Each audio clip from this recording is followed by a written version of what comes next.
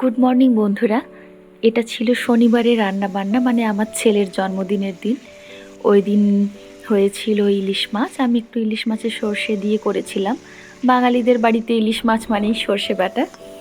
আর এখানে কিছু ব্রকলি ভেজে নিচ্ছিলাম, কিছুটা ফ্রায়েড ব্রকলি ওর পাতে দেবো বলে, মানে ভাতের সাথে, ভাতের পাতে।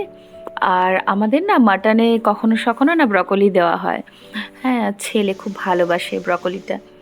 তো আর এখানে পটল ভাজা করে নিচ্ছিলাম, আর মাংসের মশলাটা মানে করে তাড়াতাড়ি করে মাটনটা রান্না করছিলাম। আসলে পুজো দিয়ে আস্তে আস্তে প্রায় 11টা, সাড়ে 11টা পেরিয়ে গিয়েছিল।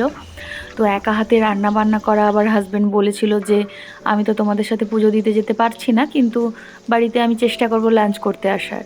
তো বললো 2টো 2:30টা নাগাদ আসবে। তাড়াতাড়ি করে রান্না বান্না করছিলাম, আর এদিকে আমার ফুলের গাছগুলো না রোদে কেমন একটা মানে শুকিয়ে আসছিল ব্যালকনিটাতে না, মানে বাড়ির সামনে যে জায়গাটা, স্পেসটাতে এটা খুব রোদ লাগে।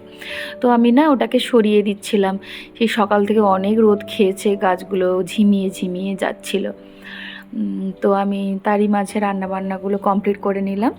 আর ছেলের জন্য একটু থালাটা সাজিয়ে নিয়েছিলাম। দুপুরের খাওয়া দাওয়া সেরকম কিছুই না, একটু কুমড়ো ছিল, আর একটু চিকেন ফ্রাই ছিল, আর ওই ভাজাভুজি। তোমরা তো দেখলেই, মাটন ছিল, আর ইলিশ মাছের সর্ষে বাটা ছিল।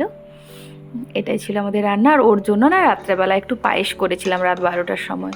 ওকে একটু পায়েস আর কেক খাওয়াবো বলে। আর রাতের মেনু ছিল ফ্রায়েড রাইস আর মাটন। ওই দুপুরের যেটা মাটন ছিল না, ওটাই ছিল। আর অন্য কিছু করিনি। আর এটা ছিল ওই আগের দিন, মানে শুক্রবার রাত্রে 12টার সময় আমাদের একটা ছোটো করে